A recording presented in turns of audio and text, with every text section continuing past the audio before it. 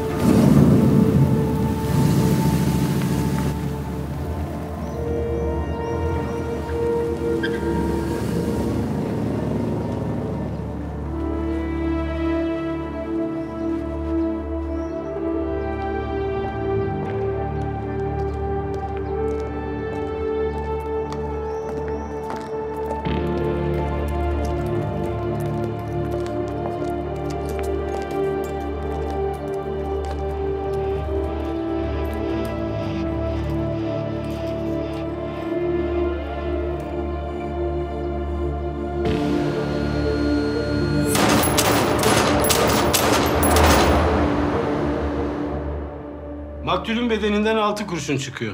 3 göğüs, 2 tane boyna, 1 tane kafaya. Oracıkta ölüyor. Amirim çocuk ne olmuş? İşte bundan sonrası çok enteresan.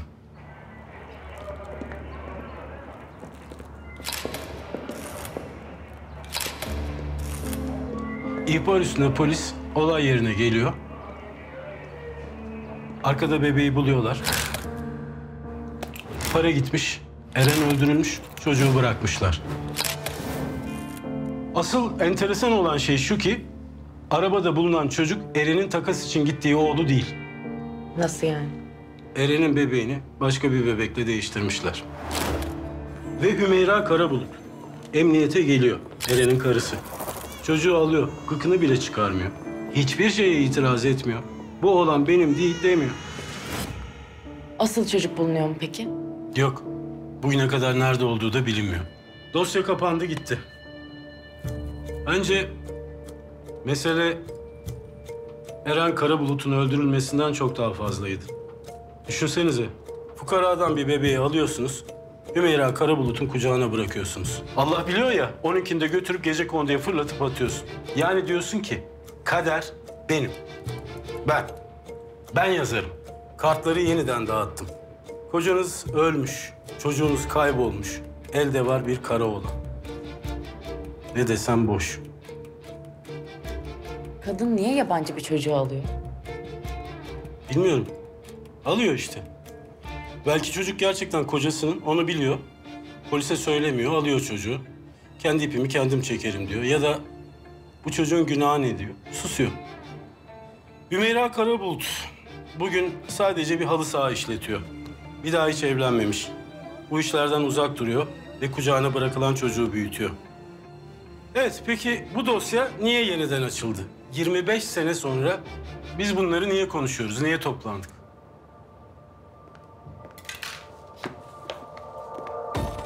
İşte bunun için. Bunu cezaevine göndermişler. Kim var cezaevinde? Arabada bulunan çocuk. Hümeyra Karabulut'un kucağına bırakılan çocuk. Yani Kaan Karabulut. Hırsızlıktan 5 sene ceza yemiş, kuzu kuzu yatarken çocuğa şunu gönderiyorlar. Seyretsin diye, öğrensin diye. Bak şunu. Güya oğlana gönderiyorlar ama aslında ona değil. Bize duyuruyorlar, bize. Seyredeceğimizi, çocuktan önce öğreneceğimizi biliyorlar. Bakın diyorlar, 25 sene önce ne olmuştu? Yoksa unuttunuz mu? Çağırdılar, gittim seyrettim. O an karar verdim. Dedim çocuk da seyretsin. Görsün, öğrensin. Kaan Karabulut bunu seyretti. Saniye saniye çekmişler görüntüleri. Bundan 25 sene önce kameraya kaydetmişler. Kim çekmiş? Cinayeti işleyenler olamaz. Bilmiyoruz. Bir seyredelim, çok kısa zaten, sonra konuşuruz.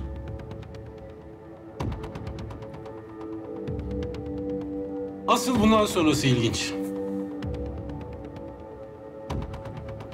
Kaydı gönderen her kimse katillerin kimliğini açık açık belirtiyorlar.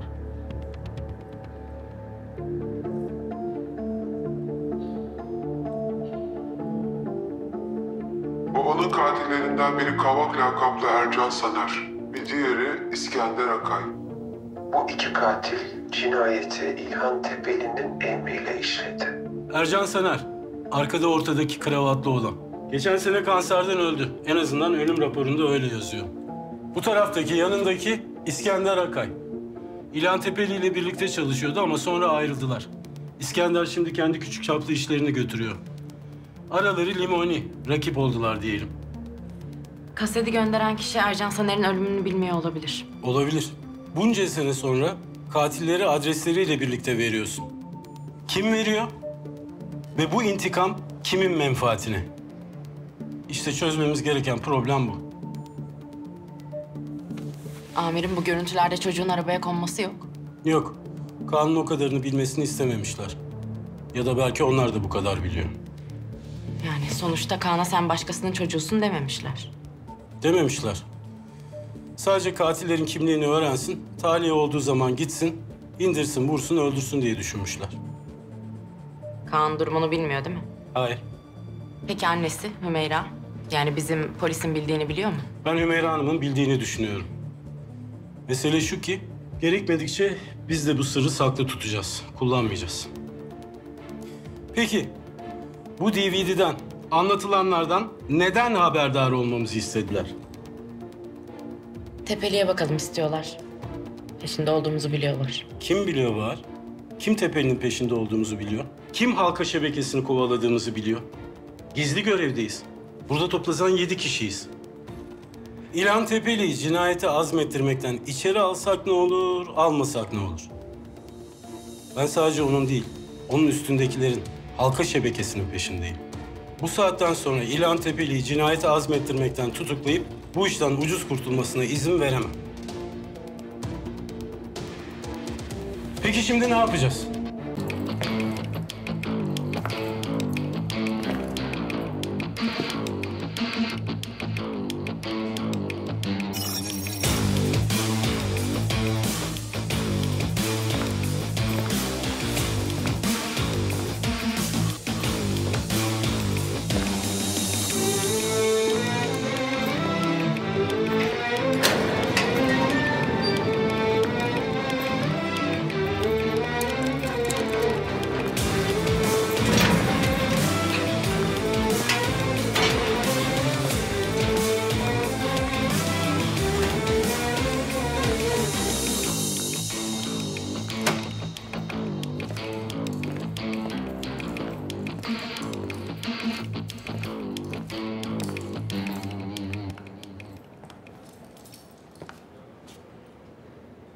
Seninle mi konuşacağız? Amirim var içeride. Bana ne faydası olacak? Nasıl? Şalgam istiyorum. Acılı. Ne şalgamı ya?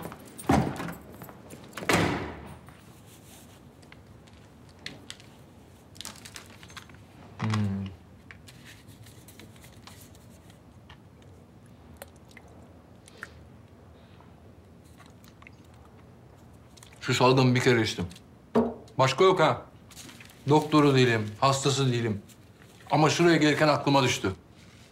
Dedim madem misafirim var, hayrına bir şalgam söylesinler. Yanına da bir dürüm ilave ederler Allah için. Afiyet olsun. Böyle ayıp oluyor. Şundan koparıp versem diyeceğim ama. Sağ ol. Biz o işi hallettik. Biri yer, diğeri bakarsa kıyamet ondan koparmış. Bu duvarlar bunun için var. Burası Küçük Kıyametler Fakültesi. Dersimiz volta. İsyanımız tıngır mıngır dönen hayata. Sen anladın beni amirim. Anladım. Ne kadar kaldı cezan? Amirim bilmediğiniz yerden sorun yol alalım. Yaz la. Ben sorayım. Son sürat yapalım. Ne istiyorsunuz benden? Bizimle çalışman. Sana gelen DVD'den haberimiz var. Siz mi gönderdiniz? Hayır. Seni maşa olarak kullanmak istiyorlar. Anladığım kadarıyla sen de istiyorsun amirim. Çalışalım diye iş teklif ettin. Ama ben polisim. Onların kim olduğu belli değil. Ben sana yemek ısmarladım, karnını doyurdum, gene doyururum. Ben seni dışarı çıkarabilirim. Ben babanın katilinin kanun yoluyla cezasını almasını sağlayabilirim. Eyvallah. Hız kesmeyelim. Daha açık konuşalım. Ne yapmam gerekiyor? Tepeli'nin yanında işe girmeni, onun yakın adamı olmanı istiyoruz.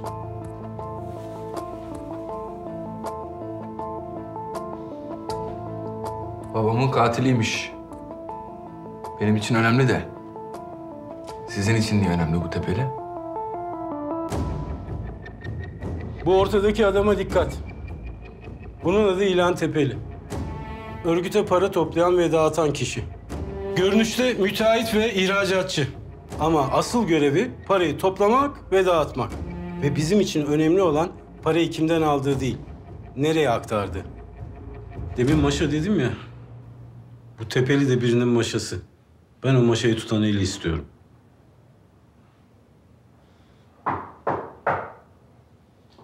Niye ben? Şu arkadaş gibi bir profesyonel daha iyi yapmaz mı bu işi? Ne de olsa ben adi bir suçluyum. Temiz değilim.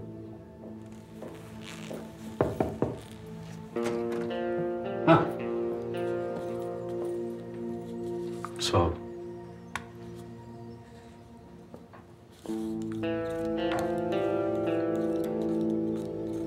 Kaç şeker? Şekersiz. Bu bizim görevimiz. Ama senin için de hayat memat meselesi. Ben bir işe girerken yanımda çalışanların bir omurgası olmasını, o işle ilgili bir meseleleri olmasını tercih ederim. Sen öyle birisin. Biraz ufka, geleceğe bakarsan bizimle çalışmanın senin için faydalı olacağını da görürsün. Hapisten çıkacaksın. Babanın intikamını alacaksın. Devletle çalışacaksın. Al sana yeni bir hayat.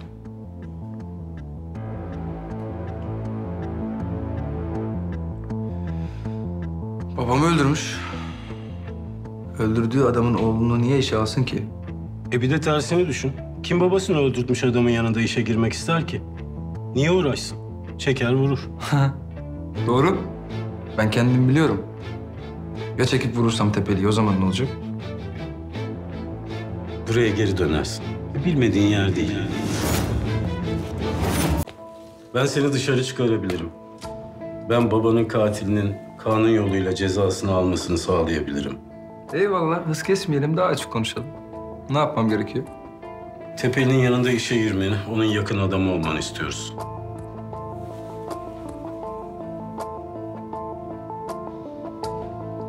Babamın katiliymiş. Benim için önemli de. Sizin için niye önemli bu Tepeli? Bu ortadaki adama dikkat. Bunun adı İlhan Tepeli. Örgüte para toplayan ve dağıtan kişi. Görünüşte müteahhit ve ihracatçı. Ama asıl görevi parayı toplamak ve dağıtmak. Ve bizim için önemli olan parayı kimden aldığı değil, nereye aktardı. Demin maşa dedim ya, bu Tepeli de birinin maşası. Ben o maşayı tutan eli istiyorum.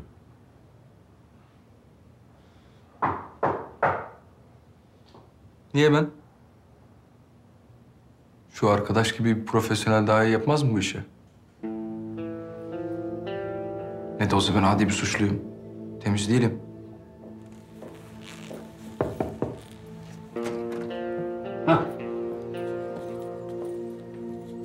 Sağ ol.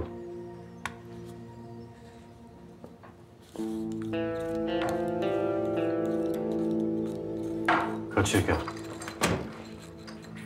Şekersiz. Bu bizim görevimiz.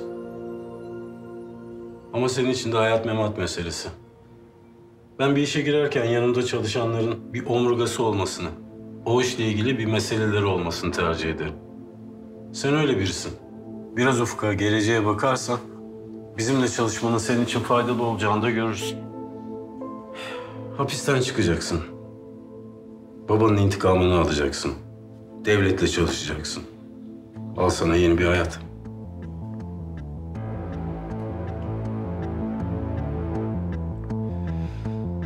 Babamı öldürmüş. Öldürdüğü adamın oğlunu niye işe alsın ki? Bir de tersini düşün. Kim babasını öldürtmüş adamın yanında işe girmek ister ki? Niye uğraşsın? Çeker vurur. Doğru. Ben kendim biliyorum.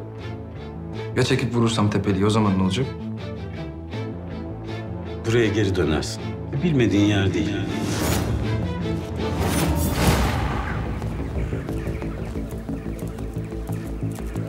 Haksızlık olmuş. Suçsuz yere atmışlar hapse. He bebişim, anlat anlat. Heyecanlı oluyor.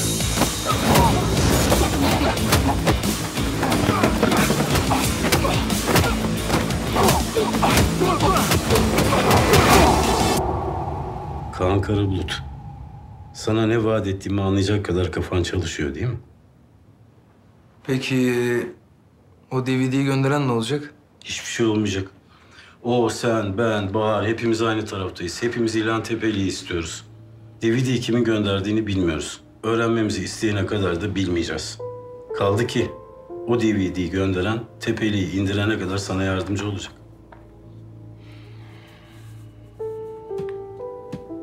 Ya açığa çıkarsa? Onu o zaman düşünürüz. Biz yakında olacağız. Bahar'la ben her şekilde sana yardımcı oluruz.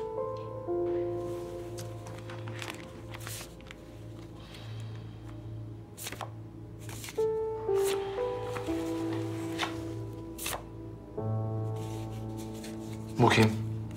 Bu filmde yoktu. Cihangir, Tepeli'nin oğlu. Kapıda bir oğlu varmış işte. Hı. Bana ne hacet? Onun da güvenini kazanacaksın. Ne sandın? Hazıra mı konacaktın?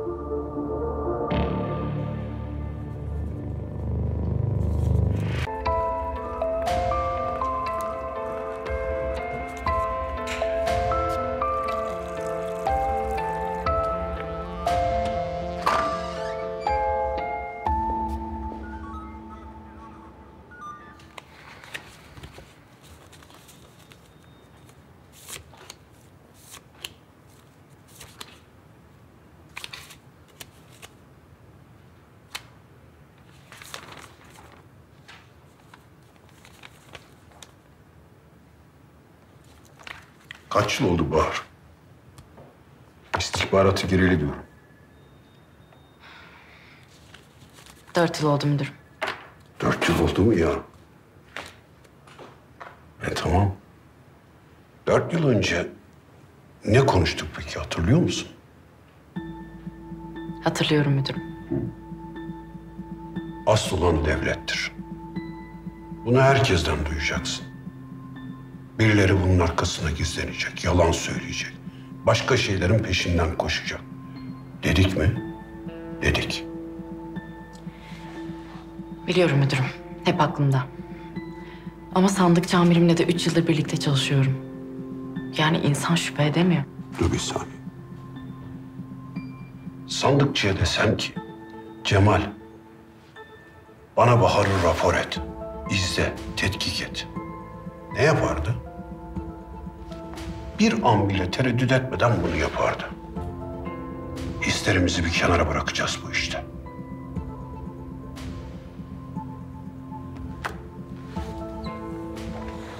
Cemal Sandıkçı bu kadar zamandır bir şeyle uğraşıyor. Bana somut, elle tutulur hiçbir şey getirmedi. Şimdi bir hamle yaptı. Yaptığı şey aklıma yatmadı. Şunu düşün. Ya bilerek yapıyorsa, ya yaptım ama başarılı olamadım numarası yapıyorsa, zamanımızı boşa harcıyorsa, ya şu hapisten çıkardığı çocukla sana, bana, bize oyun oynuyorsa,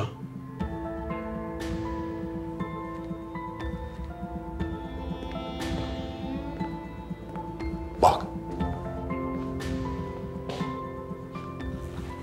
biz bu riski göze alamayız. Müdürüm hiç girmesek bu işe. Yani içeri biri mutlaka girecekse başka bir yol bulunabilir.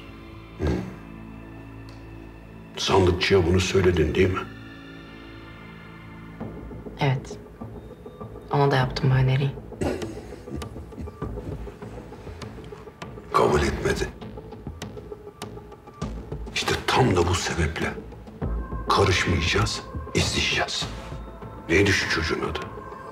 Bizim için çalışacak olanı diyorum. Kaan Karabulut. Bırakalım Cemal Sandıkçı işini yapsın. Sen olan biten her şeyi daima bana bildir.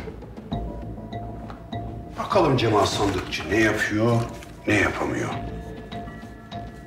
Olursa güzel olur. Olmazsa niye olmuyor onu bilelim. Ona göre davranalım. Emredersiniz müdürüm.